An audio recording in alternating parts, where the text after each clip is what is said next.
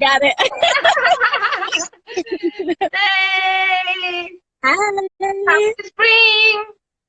Happy spring. Thank you so much for the equinox message. It's yeah, nice to remember that it's a new season and that new things are coming, and just good to hear those words. I know, and especially now in the middle of these trying times, I think like it's so nice to kind of remember that the earth has all these cycles and we need these cycles as well. Like we are just part of this earth. Yeah, it's so true. So I was telling everybody that you are my friend from many, many years, and I want to introduce everybody to Rebecca. Rebecca is an amazing naturalist, also a beekeeper. And I don't know, which are your pronouns prefer? I usually use she, her, and hers. Okay.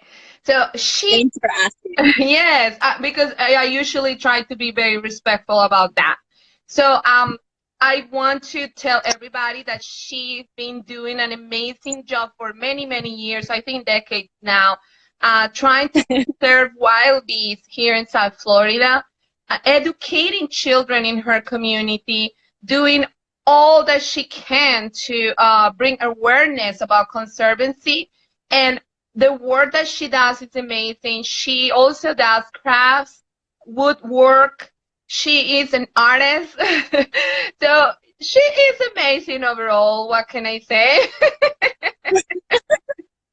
Thank you. Yes. So today we are very excited for those of you that do not live here in South Florida, because you guys are up for a treat. Ooh, I got a heart. Okay.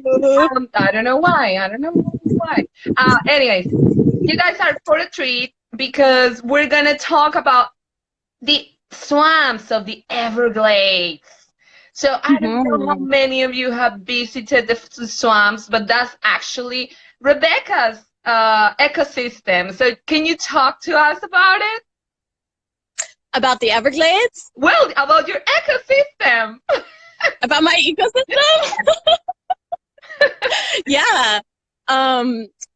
Yeah, my ecosystem, the Everglades, is an incredible, amazing place. Sometimes when I talk about the Everglades, I like to first have people ask people to close their eyes for a second and actually envision themselves as a drop of water 150 years ago. So before Miami was a big city, or before South Florida was highly developed, and envision what it would be like to be a drop of water at that time. And specifically to think about being a drop of water in this tiny little creek called Shingle Creek that's up near Orlando. And if you were that drop of water, you would be flowing through this tiny little creek and then flow into a bigger river, the Kissimmee River, and from there into the Great Lake Okeechobee. And 150 years ago, what would happen once you flowed into the Great Lake Okeechobee is you would just kind of like sit there and wait and wait and wait, potentially for a really long time, until many, many, many other drops of water joined you. And then eventually you would overflow the southern edge of the lake into a 60-mile wide, 100-mile long, very, very, very slow moving river. And that river was so slow moving that seeds could actually take root in the river, and they would grow into grasses, and those grasses would bring insects and birds and all kinds of different animals. And then some areas of the land under the water would be like a little higher, or some would even go out of the water a little bit. And because the land is different heights, different plants could grow, and those different plants would bring different animals and different insects and things like that. And so whole different intricate systems of ecosystems would form in that one river of grass, which is what we call the Everglades. And it was magical and vast and incredible.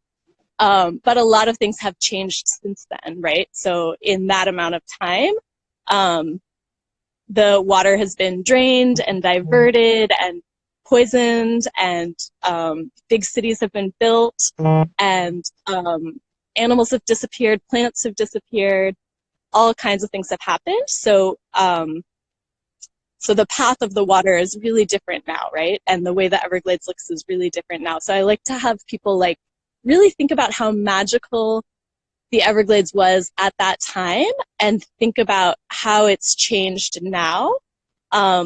Because and to know that over half of the Everglades has been destroyed, you know, in a really like long-term way, which is really sad. And I like to have people think about it like that so that they can really think about how, like, just how it's changed and think about what maybe would need to happen to restore it back. But I also like to talk about it because I think the Everglades is still magical as it is right now, right? So if you were to visit the Everglades right now, like I did this morning, you would still feel like you're in the most magical place on earth, right? Like if you're in the middle of a cypress dome, it still feels like the most magical place on earth. So I think it's really a place that gives me a lot of hope, because if these ecosystems can thrive and feel so magical, even though they've been hurt so much, it just makes me have hope that they're really strong and resilient and could bounce back even more, and that we can also learn lessons from them of how we can be strong and resilient as well, right? Yes. Oh, it was such a beautiful meditation indeed. It was like, I was feeling like a drop of water. And actually, that's how it is, friends. You know, like think about it. Like all of you that maybe have heard about this, the water cycle and how water travels from one place to another. And one of the reasons, you know, we are talking about this is because our friend Rebecca is had a beautiful dream of creating a game where all of us can learn more about the water cycle in the Everglades. So can you tell us a little bit more about your beautiful game? Yeah, definitely. I can tell you more, and I can show it to you too. Actually, what I promised to everyone that we will be showing this game and playing part of this game and showing it the way all of you can get excited about it.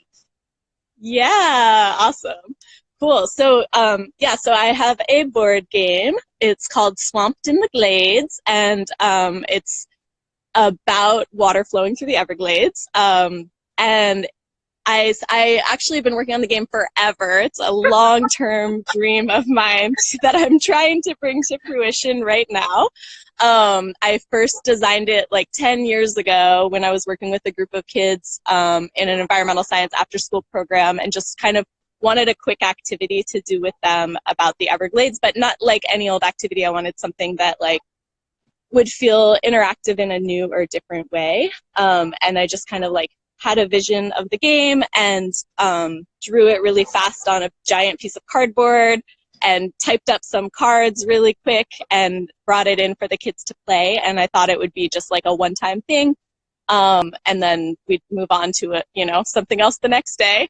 But that they really loved it, and they wanted to like keep it in the room and have it, on hand to play when we had downtime in the future. And and we ended up taking it to some of our other program sites and playing it with those kids, and it went really well. So I kind of like kept it in my head as something that I might want to build out into a bigger game at some point.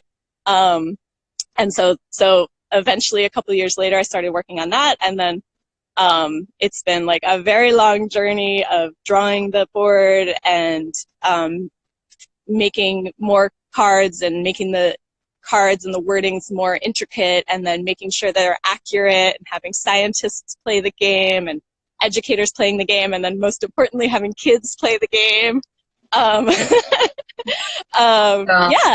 So this is a game that actually everybody can play, and at the same time can learn more about the water cycle and the life in the Everglades, and includes cute animals, nature, plants, like Oh my goodness.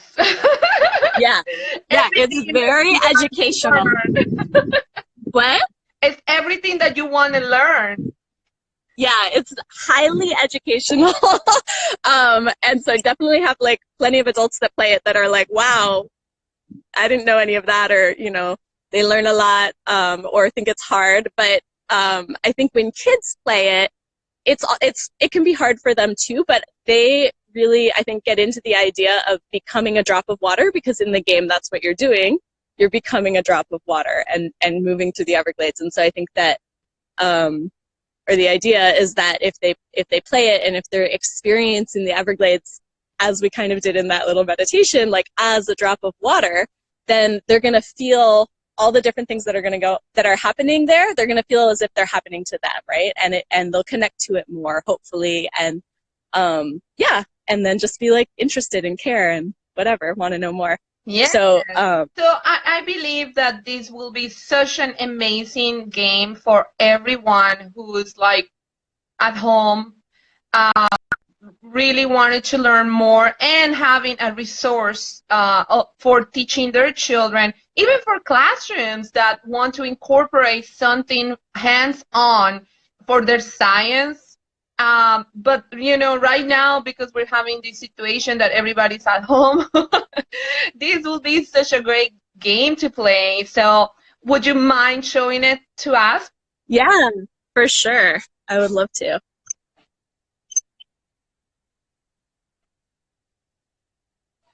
All right. So to play the game, each player becomes a drop of water, and they start out up here at the top of the board in Lake Okeechobee. And then the mission is to make it all the way to the bottom of the board to, wait, where is it here? The Gulf of Mexico. But in order to get to the Gulf of Mexico, they have to pass through 6 different ecosystems along the way. And in each ecosystem, they experience everything that might happen to a drop of water. So each ecosystem has like a deck of cards, and the decks of cards will say different things that happen to a drop of water along the way. Awesome. Yeah. And I think it's so cute that each drop of water has their own color. And, I mean, this is a game that is well thought. And I mean, I appreciate so much that because you are so knowledgeable about the Everglades. Like, this is a game that is being developed by a person who really actually knows this ecosystem and also works actively to keep it. Yeah, thank you for saying all of that. I've definitely put a lot of thought into it. So the invitation here is because Rebecca is having a Kickstart right now. So would you mind to share that with us? Yeah, for sure.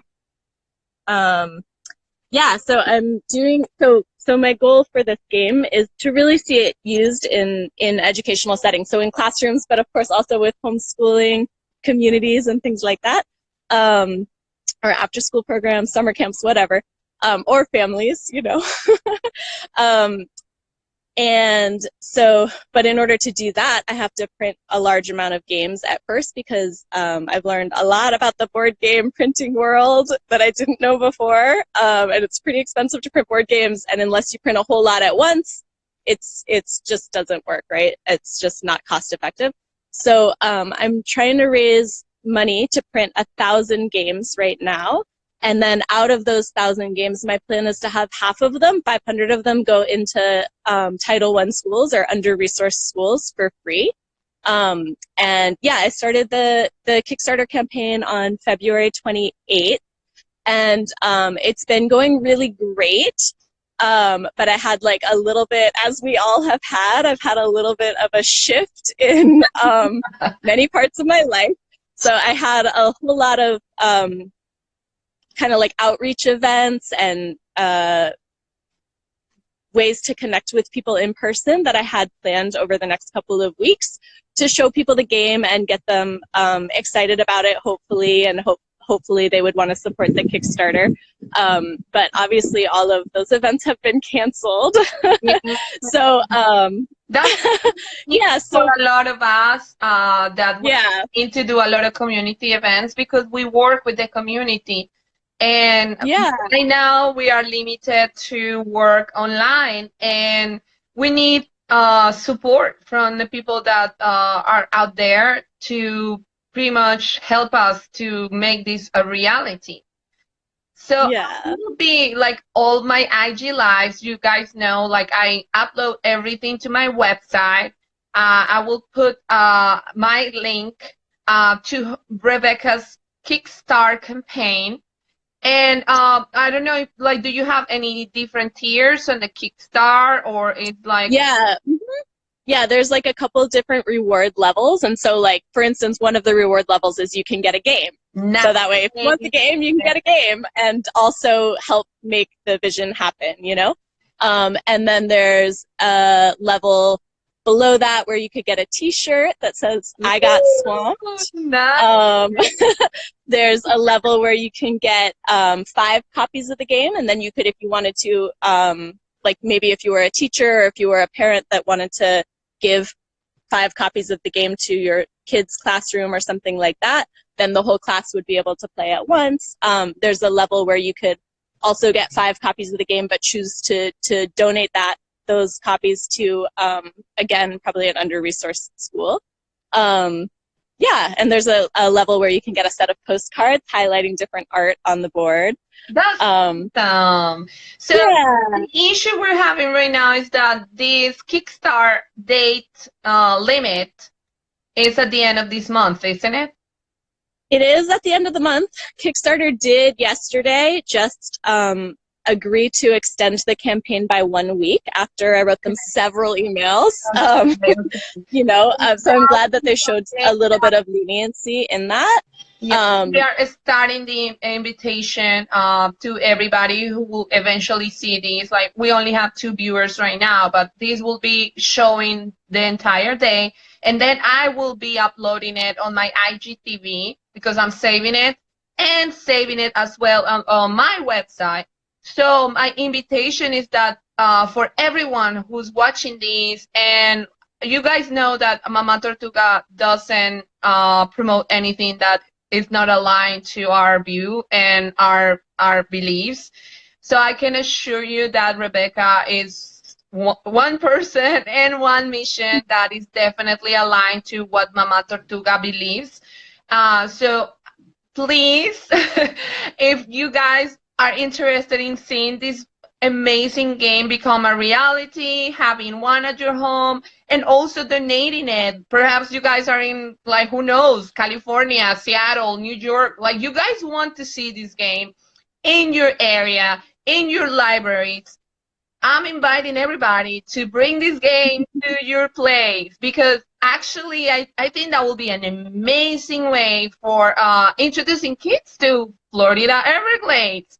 You guys wanted to show like concrete ways that they can have some ways in supporting the Everglades, in conservancy, and I think this is the game. And bottom line, I think that right now we have so much time in our hands, in the sense of, yeah, we should be becoming a little bit more aware that whatever is happening in our earth, this is our nature, these are our ecosystems, regardless where you live.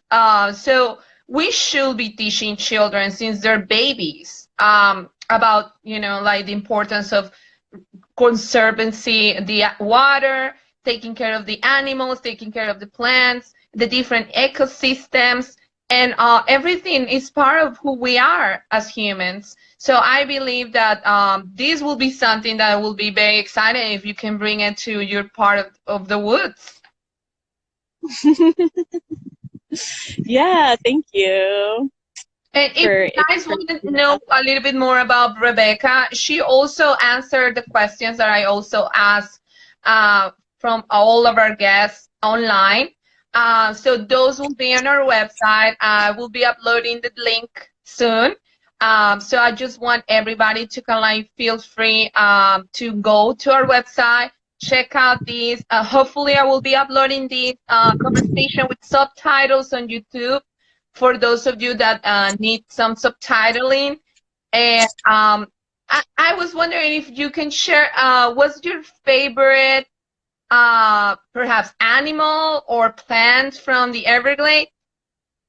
Well, actually, one of them just flew by me. I was going to see if you all wanted a sneak peek at some bees, Yes. but one of my favorite animals just flew by me. So I'm going to see if you all can catch it on the camera. Oh. Whoops. Oh, it flew away. I don't know if you were able to see it. We saw but her. It was a, hold on, I'm trying to get myself back. How do I do that? Here it goes.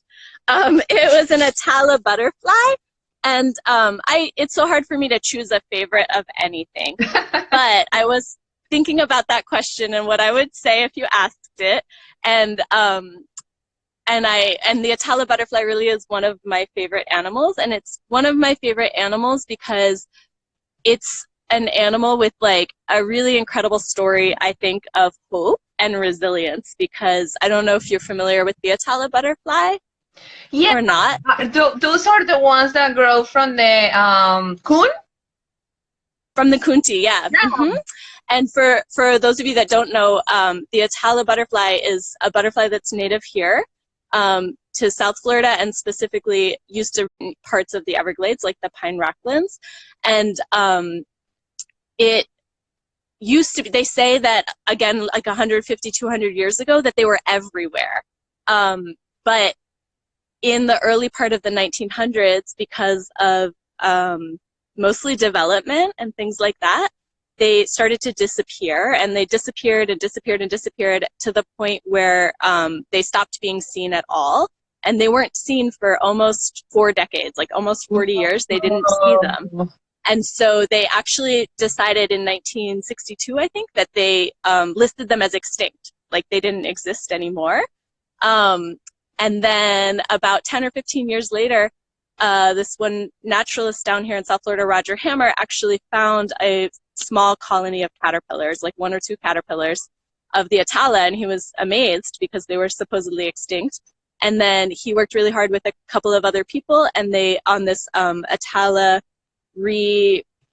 distribution project to like bring back the population, and it's been super successful. So they went from extinct to endangered, and then actually in 2014 they were delisted from endangered. So there, and then you just saw one right here in my yard. So it's an animal that went from extinct to unextinct, which to me is so incredible and just like represents what's possible in the world.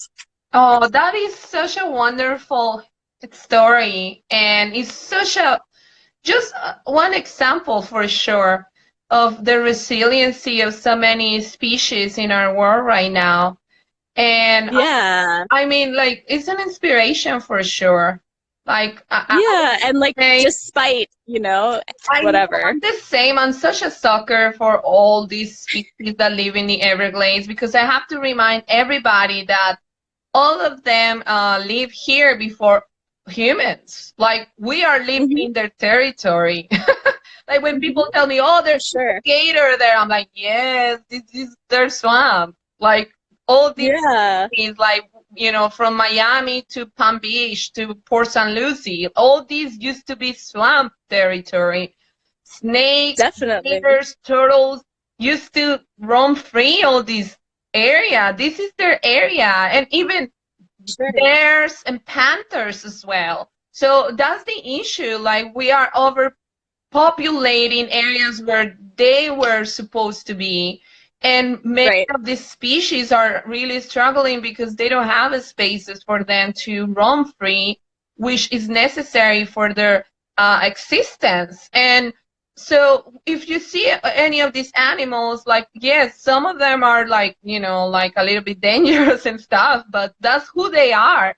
And they're wonderful animals. Like, I love gators, for example. Like, they're so cool. My mom, we saw like another one. I'm like, yeah, and I want to observe them. Like, I love seeing them, how they move. They look like big dinosaurs. They're such like Yeah. amazing creatures. They're always in the lookout. They know what's going on. They're very intelligent, and I love them. And they're, you know, like, old people are always talking badly about them, but I feel like it's the same with the snakes. Like, the snakes are Oh yeah. wonderful. I love seeing them in my backyard. They're so special and incredible, and they're just really don't want to do anything to us at all, you No, know? and I understand people are afraid of them because of all these, you know, stories about them. But I can assure you, like most animals, if you don't mess with them, like leave them alone, like they will be fine. They don't want to anything to do. Oh, she's right there. There she is. Oh my God. Yeah. And that is one of my favorite plants to smell. Like, I can look Yes. smelling almond. That's an almond, Yes. isn't it? Oh, friend, Yep. It's a sweet almond for sure. this butterfly knows what is good. And then here, if you can see, you can get some glimpses of the bees. Yes, because I was telling everybody, my friend Rebecca, she saves wild bees colonies around South Florida, and she like reposition them in safe area, and she gets the honey and the wax. Like, I have the most beautiful candles from her wax.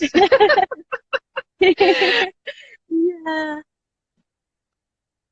Because Yeah, bees so are such an important part of any ecosystem in the world right now. And that's why I invite everybody to don't use any pesticides in their backyards, because pesticides really affect how bees live. And people many times, you know, just apply whatever they get in the store, but those things are damaging a lot of the world for these little friends. oh yeah, for sure. And then just to like connect it again to the water and the way the water moves, I mean, pesticides that are on land then end up running off into the water, right? And all the water is connected. So anywhere you spray pesticides, it's going to end up in the Everglades or in the rivers or eventually into the ocean, you know? So it's like, And I don't know if you added that into your game, but I wanted to share with the friends that are watching, and maybe they're not living in Florida in general. The big issue that we're having in Florida is because we have like huge amounts of pesticides and fertilizers that are seeping into the water. So that creates many problems in the water system. And I don't know if you guys remember the case of the blue algae a few years ago, that a lot of communities had like a lot of issues with the blue algae. And that's exactly why it is. You know, like a lot of the agricultural products that people use, it is really definitely affecting the water system in the state. And Florida, because it's a swamp, we have a lot of systems that are underwater. So everything ends up seeping in the underwater, affecting the quality of the water at the ocean, waters in the underwater system. I'm pretty sure you can explain that better than me, Rebecca. yeah, well, yeah, you're exactly right. And it's like my game talks about it quite a lot. I have the sugarcane fields in there a lot because there's other agricultural as well, but the sugarcane is like a huge player in this situation here. We just grow so much sugar for the whole country, right? So this is like totally connected to everybody out there, because if you're buying sugar, it might be coming from Florida. And yeah, they just use so much chemicals that it goes into the water. And yeah, all of that water is directly connected to the Everglades. But then, as you were saying, historically, after the water passed through the Everglades, it would kind of seep into the ground. And here in South Florida, we get all of our drinking water from the Biscayne Aquifer and the Floridian Aquifer underground. So when you turn on your tap, the water's coming up from underground.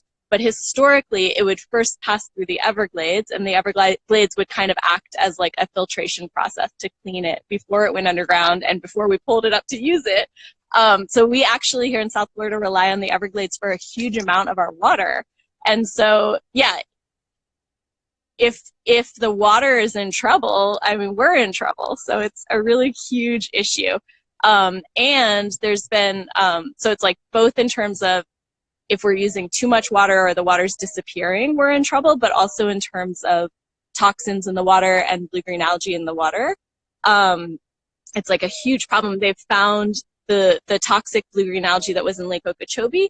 They've found it in crabs in the Florida Bay, which is at the very bottom of the Everglades ecosystem, right? So we know for sure it's traveling the entire system and affecting all of those animals, but really affecting us as well.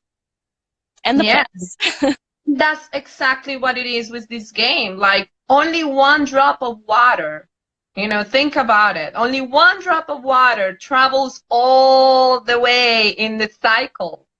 Because people don't realize, like, you can contaminate, you know, one drop of water here, but that drop of water will affect someone else's water for drinking, or the water they use for their living situation. Like, think about it. How many people rely on their fishing to eat?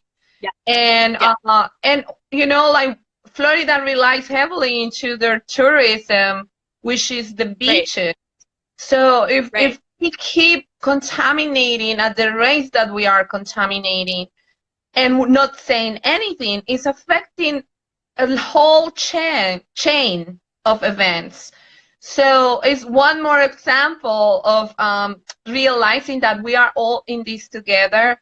Is one more example that we need to become a little bit more aware and demand from our governments to be really on top of the situation, because nothing that we do is separated and not affecting others. So it's just one, I mean, it's such a great example to realize that what are we, I was telling my kids, especially with this situation, imagine, kids, if we were in a place in the world where we have to go and buy water to wash our hands.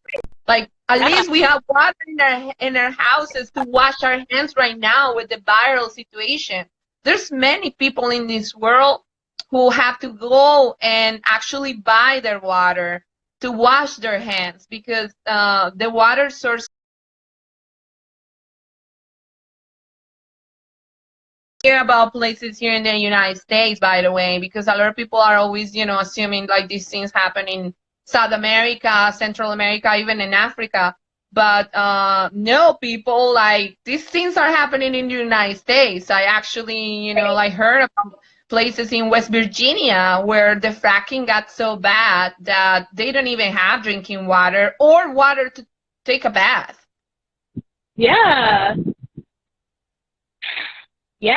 it's totally crazy. And it also just, like, reminds me too, like even more than water, like, everything that we do affects, like,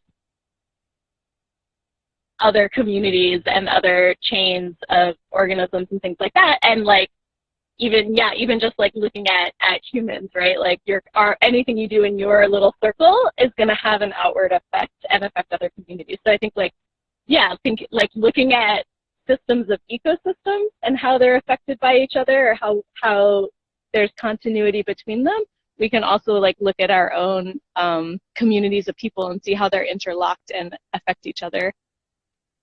Yeah. Well, most people are seeing it right now, Rebecca, like, you know, with the chain of reaction with the viral whatever. Okay, so if you go to a party where only one person was infected with the virus, the possibility of everybody getting infected is, like, huge. And no, that's exactly right. That's like, that's exactly right. That's exactly it.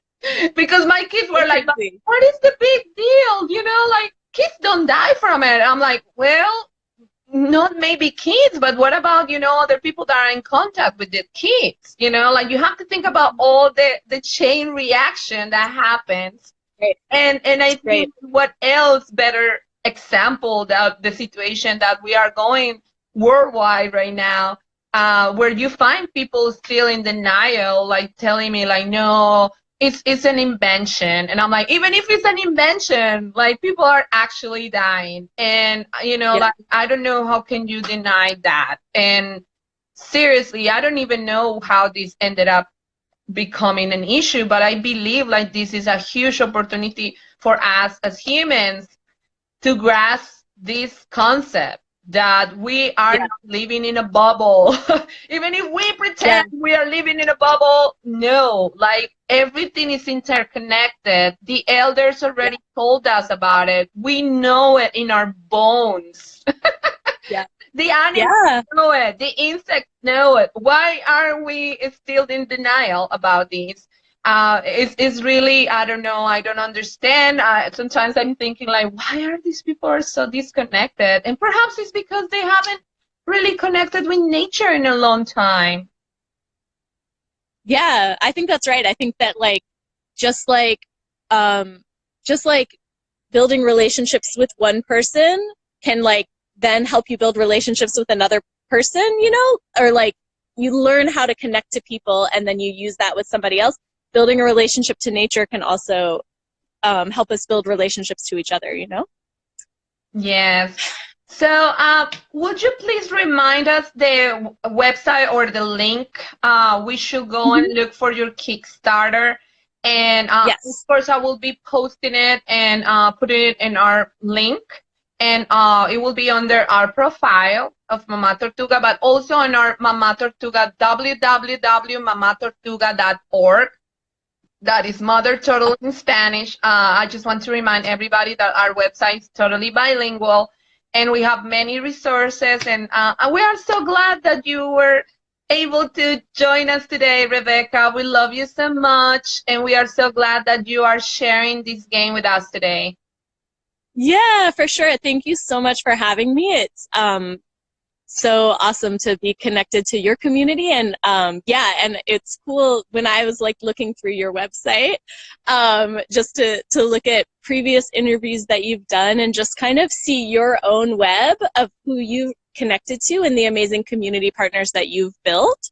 And so I feel honored to be part of that. So thank you for having me. Like I say, I only promote people that I really believe 100% to tell you the truth. So I won't recommend anything that I don't feel like 100 hard. I know that about you. I know that about you. And so it's really, again, it's an honor to be here. And it's like, and I really value and support the work that you do in community. And the short link for the Kickstarter is bit.ly/swamped-in-the-glades. So it's wonderful. pretty easy. So bit.ly/swamped-in-the-glades. So whoever wants to help in these, please go to that little short link, although I will be uploading it, I promise. I am a little bit late because I ended up making a sancocho today, and I'm making it outside. Francisco helped me putting up the fire outside. I was like, I'm ready for the sancocho. And so like we are kind of like running a little bit late, but I will be uploading this link as soon as I can. I promise not later than today. Thank you so much, everybody. Happy Thanksgiving celebration today. Like I want everybody to feel that we can do this together. We are together. And if in anything, you guys just reach out to us. Like I know Rebecca is also really helpful. She's in the Miami area. And so let us know if you have any more questions about the game or anything that you would like to know about it. Thank you so much, everybody. Have a great, great weekend. Bye. Bye-bye.